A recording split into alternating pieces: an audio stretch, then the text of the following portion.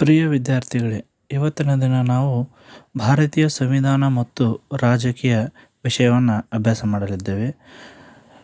ಭಾರತೀಯ ಸಂವಿಧಾನ ಮತ್ತು ರಾಜಕೀಯ ಅಂದರೆ ಕೇವಲ ಸಂವಿಧಾನವನ್ನು ಮಾತ್ರ ಅಭ್ಯಾಸ ಮಾಡೋದಲ್ಲ, ಅದರ ಇತಿಹಾಸವನ್ನು ಕೂಡ ನಾವು ಅಭ್ಯಾಸ ಮಾಡಬೇಕಾಗುತ್ತೆ. ಹಿಂದಿನ ಪ್ರಶ್ನೆ ಪತ್ರಿಕೆಗಳನ್ನು ನೋಡಿದಾಗ ಸಂವಿಧಾನಕ್ಕೆ ಸಂಬಂಧಪಟ್ಟಂತಹ ಇತಿಹಾಸದ ಮೇಲೆ ಬಹಳಷ್ಟು ಸಲ ಕ್ವಶನ್ಗಳು ಬಂದಿದ್ದಾವೆ. ಸಪೋಸ್ 10 ಕ್ವಶನ್ ಪೇಪರ್ ಆಗಿದ್ದಾವೆ ಅಂದರೆ ಅದರಲ್ಲಿ 8 ಕ್ವಶನ್ ಪೇಪರ್ನಲ್ಲಿ ಕಂಪಲ್ಸರಿಯಾಗಿ ಸಂವಿಧಾನದ ಇತಿಹಾಸವನ್ನು ನಾವು ನೋಡ್ತೇವೆ. ಐತಿಹಾಸಿಕ ಹಿನ್ನೆಲೆ: ಭಾರತೀಯ ಸಂವಿಧಾನ ಮತ್ತು ರಾಜಕೀಯ ಐತಿಹಾಸಿಕ ಹಿನ್ನೆಲೆ ಅಥವಾ ಸಂವಿಧಾನಾತ್ಮಕ ಬೆಳವಣಿಗೆ. Historical background or constitutional development. ಭಾರತದಲ್ಲಿ ಬ್ರಿಟಿಷರ್ ಆಧಿಪತ್ಯದ ಆಡಳಿತವನ್ನು ನಿಯಂತ್ರಿಸಲು ಬ್ರಿಟನ್ನಿನ ಸಂಸತ್ತು ಹಲವಾರು ಕಾಯ್ದೆಗಳನ್ನು ಜಾರಿಗೆ ತಂದಿತು. ಭಾರತೀಯರ ಬೇಡಿಕೆಯ ಮೇರೆಗೆ ಕೆಲವು ಸುಧಾರಣೆಗಳನ್ನು ತರುವುದು ಈ ಕಾಯ್ದೆಗಳ ಹಿಂದಿನ ಉದ್ದೇಶ. ಈ ಕಾಯ್ದೆಗಳು ಭಾರತ ಸಂವಿಧಾನದ ಬೆಳವಣಿಗೆಗೆ ಮಹತ್ವದ ಕೊಡುಗೆ ನೀಡಿವೆ. ಇದರಲ್ಲಿ ಐತಿಹಾಸಿಕ ಹಿನ್ನೆಲೆ ಅಂದಾಗ ಅದರಲ್ಲಿ ಬರ್ತಕ್ಕಂಥ ಮಹತ್ವದ ಕಾಯ್ದೆಗಳು ಯಾವುವಂದರೆ ಇವನ್ನ ಒಂದು ಸೈಡ್ ನೋಟ್ ಮಾಡ್ಕೊಳ್ಳಿ, ಇವು ಬಹಳ ಇಂಪಾರ್ಟೆಂಟ್ ಇದ್ದಾವೆ. ರೆಗ್ಯುಲೇಟಿಂಗ್ ಆ್ಯಕ್ಟ್ ಅಥವಾ ರೆಗ್ಯುಲೇಟಿಂಗ್ ಕಾಯ್ದೆ 1773. ಎರಡನೇದು ಫಿಟ್ ಇಂಡಿಯಾ ಕಾಯ್ದೆ 1784. 1786ರ ಕಾಯ್ದೆ ಇದು ಅಷ್ಟು ಇಂಪಾರ್ಟೆಂಟ್ ಅಲ್ಲ, ಆದರೂ ಬರ್ಕೊಳ್ಳಿ. ಚಾರ್ಟರ್ ಕಾಯ್ದೆ 1793, 1833 ಮತ್ತು 1853. ಭಾರತ ಸರ್ಕಾರ ಕಾಯ್ದೆ 1858. ಭಾರತ ಕೌನ್ಸಿಲ್ ಕಾಯ್ದೆಗಳು 1861, 1892, 1909. ಭಾರತ ಸರ್ಕಾರ ಕಾಯ್ದೆ 1919. ಭಾರತ ಸರ್ಕಾರ ಕಾಯ್ದೆ 1935. ಇವಾಗ ಒನ್ ಬೈ ಒನ್ ನೋಡ್ಕೊಳ್ತಾ ಹೋಗೋಣ. Regulating act 1773. ಈ ಕಾಯ್ದೆ ಮೂಲಕ ಬ್ರಿಟಿಷ್ ಸರ್ಕಾರವು ಪ್ರಥಮ ಬಾರಿಗೆ ಭಾರತದಲ್ಲಿ ಈಸ್ಟ್ ಇಂಡಿಯಾ ಕಂಪನಿಯ ವ್ಯವಹಾರಗಳನ್ನು ನಿಯಂತ್ರಿಸಲು ಆರಂಭಿಸಿತು. ಈ ಕಾಯ್ದೆಯ ಮೂಲಕ ಭಾರತದಲ್ಲಿ ಕೇಂದ್ರೀಕೃತ ಆಡಳಿತಕ್ಕೆ ಅಸ್ತಿವಾರ ಹಾಕಲಾಯಿತು. ರೆಗ್ಯುಲೇಟಿಂಗ್ ಆ್ಯಕ್ಟ್ 1773 ಬರೋದಕ್ಕಿಂತ ಮುಂಚಿತವಾಗಿ ಈಸ್ಟ್ ಇಂಡಿಯಾ ಕಂಪನಿ ಏನು ವ್ಯವಹಾರ ಮಾಡ್ತಿತ್ತಲ್ಲ ಅದು ಬ್ರಿಟಿಷ್ ಸರ್ಕಾರಕ್ಕೆ ಸರಿಯಾಗಿ ಲೆಕ್ಕ ಕೊಡ್ತಾ ಇರಲಿಲ್ಲ.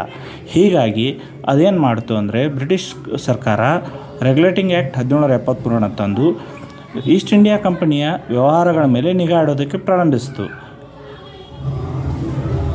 ಕಾಯ್ದೆಯ ಲಕ್ಷಣಗಳು: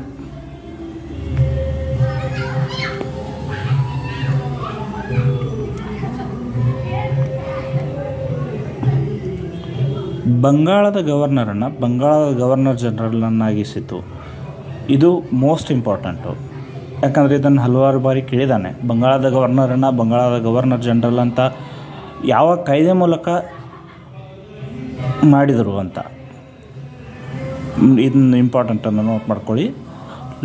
ಲಾರ್ಡ್ ವಾರ್ನ್ ಹೇಸ್ಟಿಂಗ್ಸ್ ಪ್ರಥಮ ಗವರ್ನರ್ ಜನರಲ್ ಆಗಿದ್ದಾನೆ.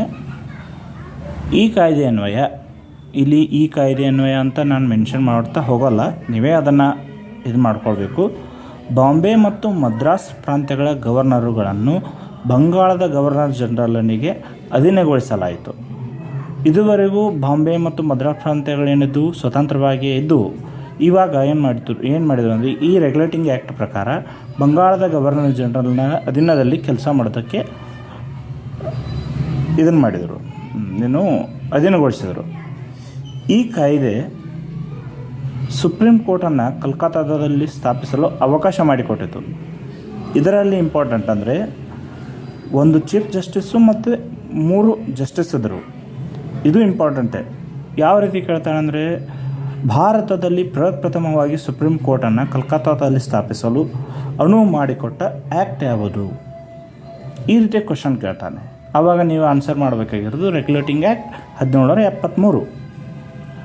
ಈ ಆ್ಯಕ್ಟ್ ಮೂಲಕ ಇನ್ನೂ ಒಂದು ಬೆಳವಣಿಗೆ ಏನಾಯಿತು ಅಂದರೆ ಕಾಣಿಕೆ ಅಥವಾ ಲಂಚ ಸ್ವೀಕರಿಸುವುದಂತೆ ಈಸ್ಟ್ ಇಂಡಿಯಾ ಕಂಪನಿಯ ನೌಕರರ ಮೇಲೆ ನಿರ್ಬಂಧ ಹೇರಿತು. ಇದು ರೆಗ್ಯುಲೇಟಿಂಗ್ ಆ್ಯಕ್ಟ್ ಬಗ್ಗೆ. ಇವಾಗ ಫಿಟ್ ಇಂಡಿಯಾ ಆ್ಯಕ್ಟ್ 1784.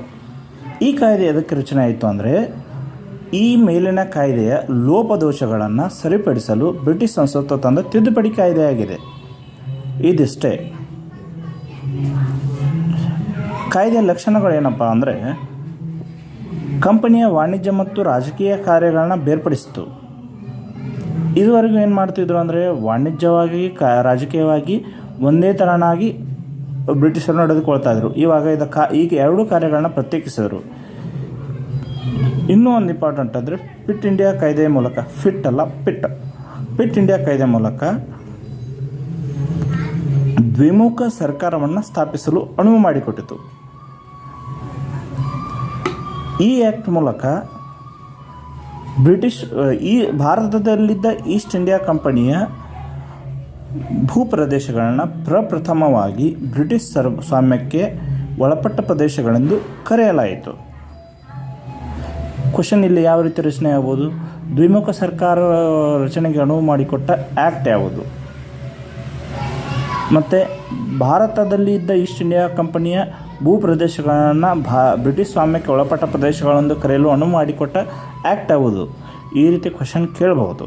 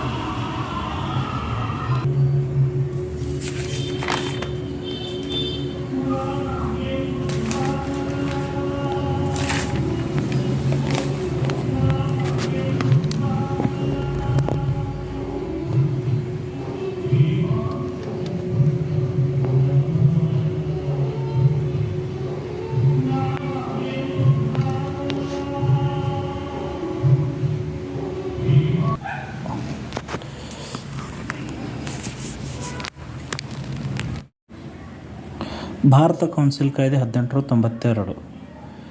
1861 ಕಾಯ್ದೆಯ ಪ್ರಕಾರ ಸ್ಥಾಪಿಸಲಾಗಿರುವ ಮಂಡಳಿಗಳಲ್ಲಿ ಭಾರತೀಯರಿಗೆ ನ್ಯಾಯಸಮ್ಮತವಾದ ಪ್ರಾತಿನಿಧ್ಯ ನೀಡಲಾಗಿಲ್ಲ ಎಂದು ರಾಷ್ಟ್ರೀಯ ಕಾಂಗ್ರೆಸ್ ಪ್ರತಿಭಟಿಸಿತು ಮತ್ತು ಇತರೆ ಮುಂತಾದ ಬೇಡಿಕೆಗಳನ್ನ ಕಾಂಗ್ರೆಸ್ ಬ್ರಿಟಿಷ್ ಸರ್ಕಾರದ ಮುಂದೆ ಇಟ್ಟಿತು. ಈ ಬೇಡಿಕೆಗಳನ್ನು ಈಡೇರಿಸುವ ಸಲುವಾಗಿ 1892ರಲ್ಲಿ ಭಾರತೀಯ ಕೌನ್ಸಿಲ್ ಕಾಯ್ದೆ ಜಾರಿಗೆ ಬಂದಿತು. ಕ್ವಶನ್ ಯಾವ ರೀತಿ ಕೇಳ್ಬೋದು? ಯಾವ ಕಾರಣಕ್ಕಾಗಿ ಭಾರತ ಕೌನ್ಸಿಲ್ ಕಾಯ್ದೆ 1892 ರಚನೆ ಆಯಿತು ಕೇಳ್ಬೋದು ಅಲ್ವಾ? ಇದು ಇಂಪಾರ್ಟೆಂಟ್. ಬಜೆಟ್ ಮೇಲೆ ಚರ್ಚೆ ಮಾಡಲು ಅವಕಾಶ ಮಾಡಿಕೊಟ್ಟಿತು. ಮೊದಲ ಬಾರಿಗೆ ಬಜೆಟ್ ಮೇಲೆ ಅವಕಾಶ ಮಾಡಿಕೊಟ್ಟಿದೆ ಇದು. ಭಾರತದಲ್ಲಿ ಚುನಾವಣೆಗಳನ್ನು ನಡೆಸಲು ಸರ್ಕಾರ ಒಪ್ಪಿಗೆ ನೀಡಿತು. ಇದು ಭಾರತದಲ್ಲಿ ಚುನಾವಣಾ ಪದ್ಧತಿಗೆ ಆರಂಭಕ್ಕೆ ನಾಂದಿ ಹಾಡಿತು. ಭಾರತ ಕೌನ್ಸಿಲ್ ಕಾಯ್ದೆ 1909. ಇದು ಮೋಸ್ಟ್ ಇಂಪಾರ್ಟೆಂಟೇ, ಯಾಕಂತ ಮುಂದೆ ಹೇಳ್ತೇನೆ. ಈ ಕಾಯ್ದೆಯನ್ನು ಮಿಂಟೋ ಮಾರ್ಲೆ ಸುಧಾರಣೆ ಅಂತ ಕರೀತಾರೆ. ಇದರ ಮೇಲೆ ಕ್ವಶನ್ ಬಂದಿದೆ. ಮಿಂಟೋ ಮಾರ್ಲೆ ಸುಧಾರಣೆ ಅಥವಾ ಮಿಂಟೋ ಮಾರ್ಲೆ ಸುಧಾರಣೆ ಅಂತ ಕರೆಯುವ ಕಾಯ್ದೆ ಯಾವುದು? ಅಥವಾ ಭಾರತ ಕೌನ್ಸಿಲ್ ಕಾಯ್ದೆ 1909 ಏನೆಂದು ಕರೆಯುತ್ತಾರೆ? ಈ ರೀತಿ ಕೇಳಿದಾನೆ.